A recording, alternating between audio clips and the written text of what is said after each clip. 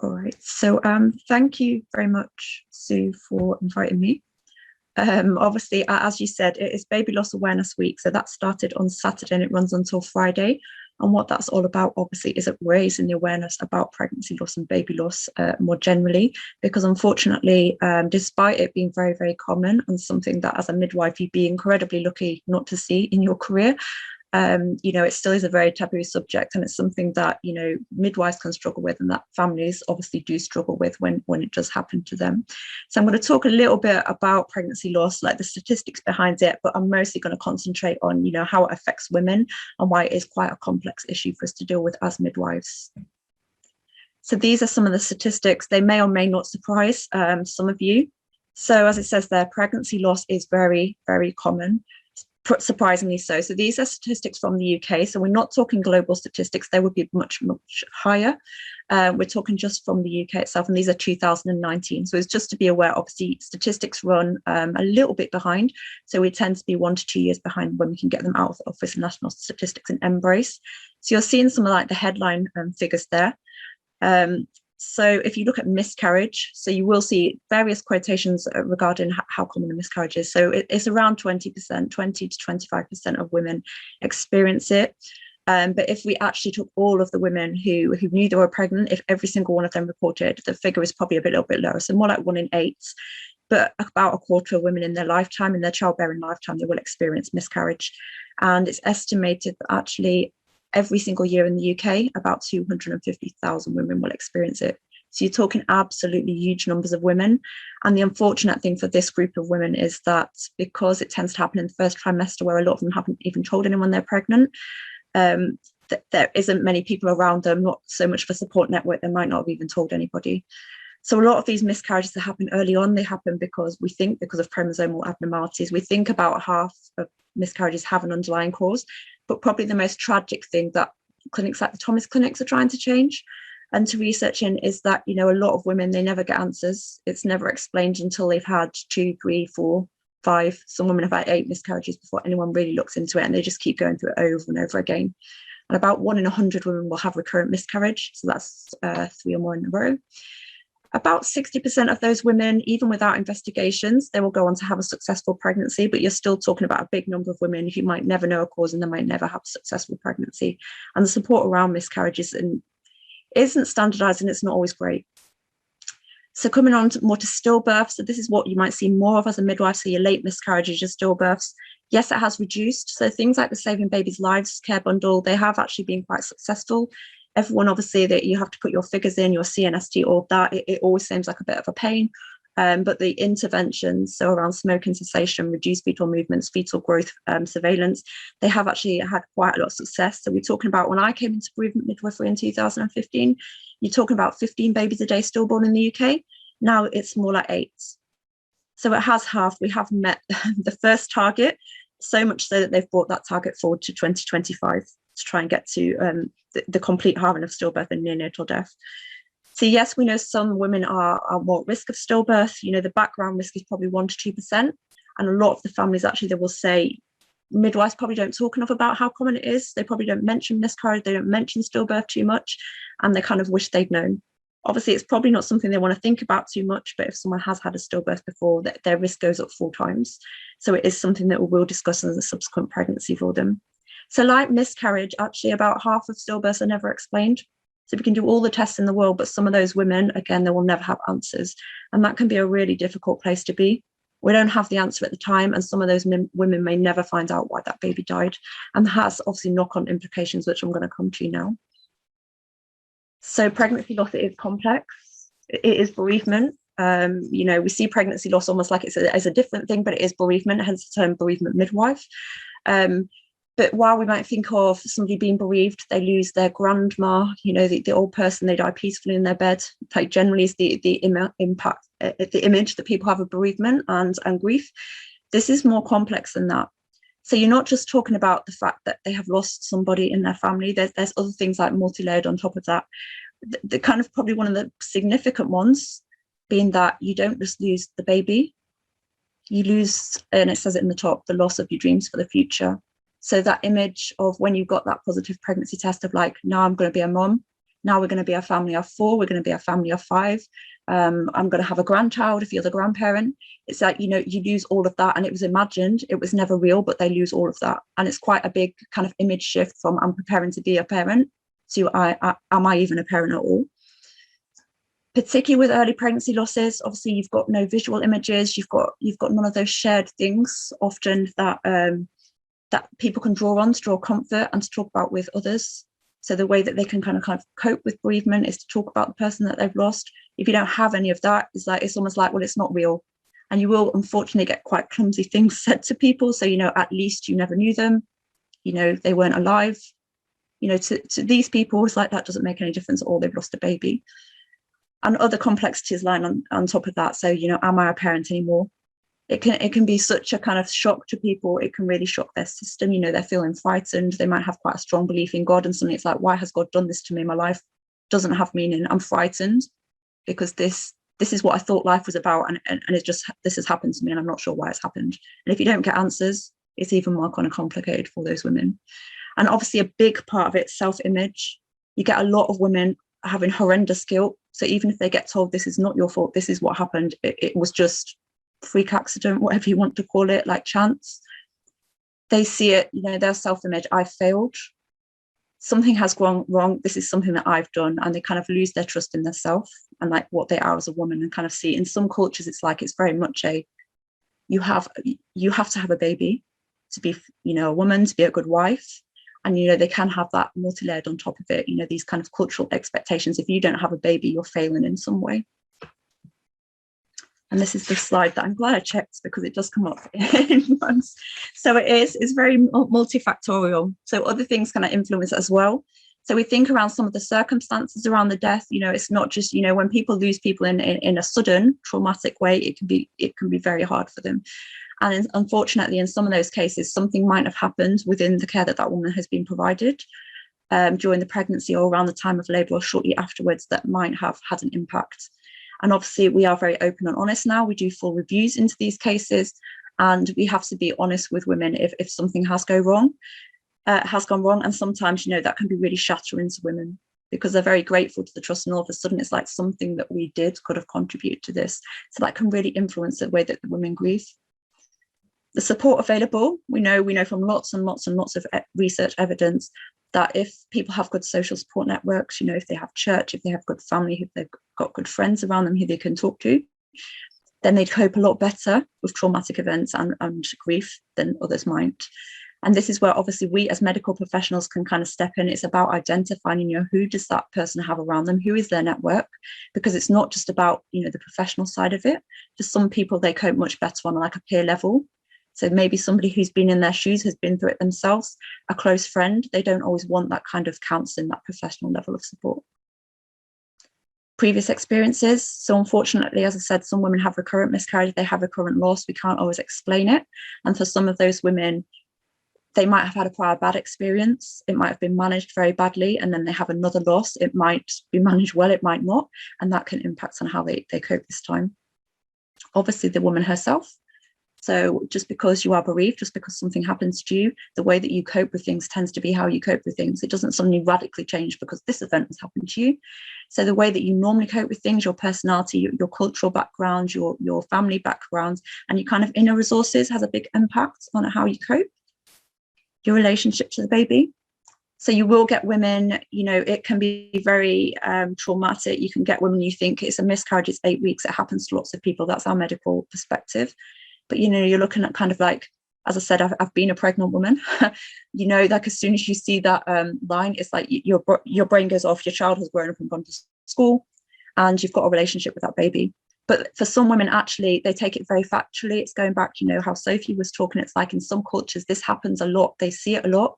And it's not that they shook it off, but you do, I would say, particularly some of our Western African, some of our Islamic families, they do have a kind of very different perspective to how me as a white middle class woman might see it. And they'll say, you know, it's God's will. And, you know, such is life. And they don't really kind of have that same what you might expect. The significance of this loss, if women have had multiple loss, if they have had IVF, and this is their last throw of the dice, if you like, you saying it's just a miscarriage, it happens to everyone every day. It's like this might be their only chance and they've lost it. and it is a lasting impact. So I'd say kind of one of the biggest problems I kind of might experience as a midwife and as a bereavement midwife, and as somebody who's passionate about bereavement, as weird as that sounds, is that people can sometimes see it as a very it's in this moment thing, and it passes and the woman comes back pregnant and all is well. This is something that obviously is going to have a lasting impact on the majority of people in their family, and it can be absolutely hugely traumatic for women who go through it, and that could be along the spectrum. So we're talking miscarriage right through stillbirth, neonatal death. And for some women, the experience that they have around miscarriage, for example, they can be given certain information that maybe suggests that it might be like a heavy period, it's not going to be too bad. And then the actual experience of it is nothing like that. And you can end up with women who have post-traumatic stress and really kind of long-lasting mental health impacts. So if you read all the literature around kind of loss and the Embrace reports, there's a lot in the Embrace reports, in maternal death reports and things about mental health. And they'll say, obviously, one of the biggest influences on the women, that have mental health problems and complexities is that if they lose the baby, and that could be lost by baby loss, it can be lost by removal of the child, they're at a really significant risk of mental health problems, and they need good support. And unfortunately, what you tend to see with this group of women is that perinatal mental health services and things will say, once the baby is not in the picture, it's not for them anymore. And you're scratching around trying to find some support that, you get with this really vulnerable group. So you will see a lot of literature referring to this ripple effect. So yeah, it's like dropping the pebble. It's like, the baby dies. It affects the parents, it affects the grandparents, it affects their wider social circles. You get the ripples out and it touches everybody. And I think you have to be very, very careful about the support that you give. And you tend to go, oh, poor mother. And everyone just looks at the mum. And kind of, if I want to give an anecdotal evidence, it's like when a consultant walked into the bereavement room with me and the bereaved family, and the dad was sitting quietly next to the mum, and everyone just spoke to her. And all of a sudden he just went, oh, hello, and stood up and held his hand out to the consultant. And he was completely taken aback that this person was kind of saying, I'm the dad and I'm here, please acknowledge the fact that I'm here. And obviously things around partner support, it's very important to make sure that you're not just focusing just on one person, it's the whole family. I talked about self-image already. So a lot of women, they're left with a lot of guilt, a lot of anxiety, a lot of this was my fault. And you get women saying, and it's, it's really kind of tragic. And, this sits in my counselling clinic, and they will say things like, I see myself as a monster. I see myself as useful. I see myself as failing everybody. I failed everybody in my family. I've let them all down. So it can be hugely impacting on that woman's self-image. And obviously that then can impact on things like her physical health, her relationships, and her mental health. So with regards to physical health, you tend to get things like, you might have women experiencing symptoms like psychosomatic symptoms. Yes, it does link with mental health, but women will talk about, and you hear chariots called aching arms, like the aching heart, the heavy arms, the heavy heart. Never ever obviously say to bereaved women, we think this is because you lost the baby, if they're having chest pain, because it might be something else. But you can have women having really extreme physical symptoms that are as a result of what's happened to them. And women can kind of slip into kind of really not so good health behaviors, shall we call them. So, if they've been substance misusers, they might slip back into that. They might slip back into that, like heavy alcohol use, lots of things, like heavy smoking that wouldn't be, good. If they're going to get pregnant again, it wouldn't be good for them anyway, but they can easily slip into that behavior kind of in the long term. Yes, their relationships, you see people's relationships break up. You see partners that obviously share this experience that just can't talk to each other. They're not supported. The partner kind of reacts in a different way to his wife. They can't understand each other. They reject counseling and things. And you can see people lose long-term relationships and relationships with long-standing friends, because the taboo around baby loss is such I don't know what to say. So I'll say nothing, and kind of the friendship just gradually drifts and drifts because nobody ever gets back in touch. And the family can be so hurt by that. It's like, this really close friend couldn't even reach out to me. And that's really hard. And obviously the mental health is the big one. I have got some clips on here which come from Miscarriage Association, which is emphasising with the partner, because we don't want to forget the partner in this. So these are some of the things, how the dad has felt, but both parents feeling the same. So we've got basically 3 decades worth of evidence into how pregnancy loss affects mental health. But yeah, we still have this unfortunate kind of circumstances where we rely very heavily on charities and things to provide that support for us, or people like myself going and getting counselling training, because the perinatal mental health support sometimes is getting a bit better, but it's sometimes just not there for this group of women.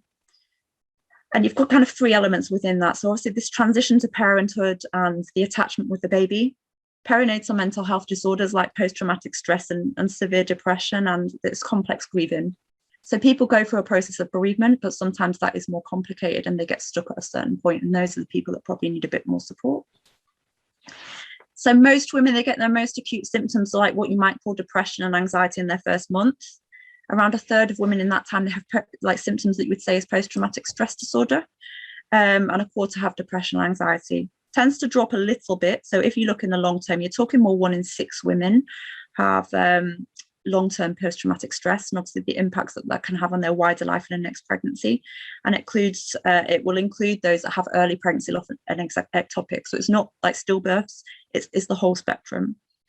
11% with moderate to severe depression, and a third of women who actually come to specialist miscarriage clinics, this is a recurrent miscarriage clinic, they have symptoms like that is basically identical to people who are in under psychiatrists. So they have very severe symptoms, but they don't always get a lot of support. And people assume, if they have a live birth afterwards, it's all going to be fine. But sometimes actually that's when it hits them. They rush out to get pregnant, maybe they think it's all going to be good, and then they get really severe postnatal depression, or their symptoms worsen. So yeah, like the most commonly reported symptoms, I'd say you've got re-experiencing those feelings around the pregnancy loss and what it felt like to go through that labour. So you will see in next pregnancies, for example, people who just say, I want a cesarean section, I can't go through normal childbirth because it will put me back how it was giving birth to that baby. And they almost kind of like constantly see it, and they can get very, very distressed. So intrusive or unwanted thoughts, so like post-traumatic stress kind of things, flashbacks. And early losses can be really kind of especially complex because sometimes the women have told nobody and they feel that they can't tell anybody about it. It almost doesn't matter. And of course you get those, it goes back to relationships a little bit. You get the kind of questions, and it goes back to them feeling like, am I a parent? Am I not a parent? Like, what am I now? And kind of society's, taboo around it. And it's like, people will make comments, and it's things like, how many children do you have? And it's like, how do I answer that question? Do I say I have 3 live children and 1 dead one? Will that be really awkward? And you do get women and they kind of laugh, but you can see like how that would be. When will you try again? Don't you think they need a sibling? When will you try and have a baby? And some of these women are women that's had pregnancy loss, and like that can put them like in a really, that can put their self-image really down.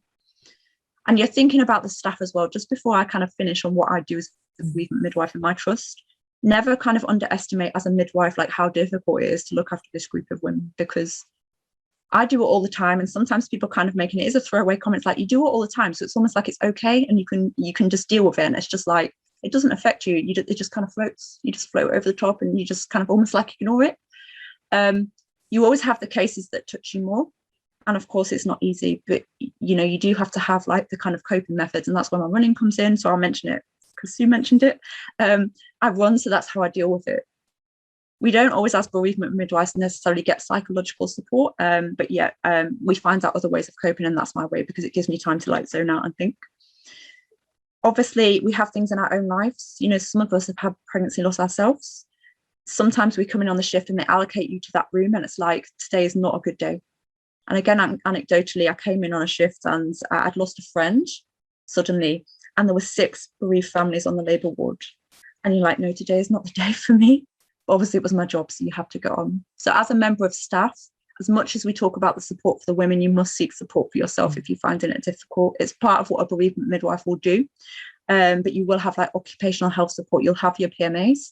And obviously, charities like SANS, they are also there to support staff as well. So never forget, obviously, don't think you just have to tough it out, because this will affect you. You will cry with these women. It's not a sign of weakness. It's probably a good thing. They see, it's like that affected that midwife. It's not just every day to her. It's just like it isn't to me. And then just very quickly, this is my role. So it's not by any means the same everywhere, because there isn't really a national guideline on what a bereavement midwife does. It tends to be like, and I'll never forget someone saying this to me, you're the death midwife. And I was like, I'm not the death midwife. Like, that's a really inappropriate thing to say. But you deal with the dead babies is the other one. Okay. So yes, you are there in a capacity. You're kind of like the expert. I'm not saying you have training, because you don't. There isn't training for it. You have a special interest. And what my expert advice is what I've gone away and I found out. So you give expert advice and support in practicalities following death. So, you know, what are the ins and outs? What do you have to do to register a baby? What do you have to do to arrange a funeral? What does being referred to the coroner mean? So you talk to families about this. You talk to staff about what they need to do to make sure those things happen. But that is like the tiniest part of your role ever. The most part of it is support. It's pointing families to support. It's offering that support. I have counselling training. Not all of them will, but you're trying to support these families or pass them on to someone who can support, and it's not always easy. So the main thing these families need is guidance on grief and bereavement and like what is normal. Because I'm like, I feel so jealous. I feel so angry. Like, this is completely like, this is not me and this is not what I should be thinking. I shouldn't look at that woman and go, why has she got a baby and I don't? It's just making sure that people understand that process and that it's normal, because we're talking about young people who nowadays have probably never lost anybody in their life. And this is the first time that they're going through all these things. We're looking at getting results. Results take a long time. You're talking 3-4 months.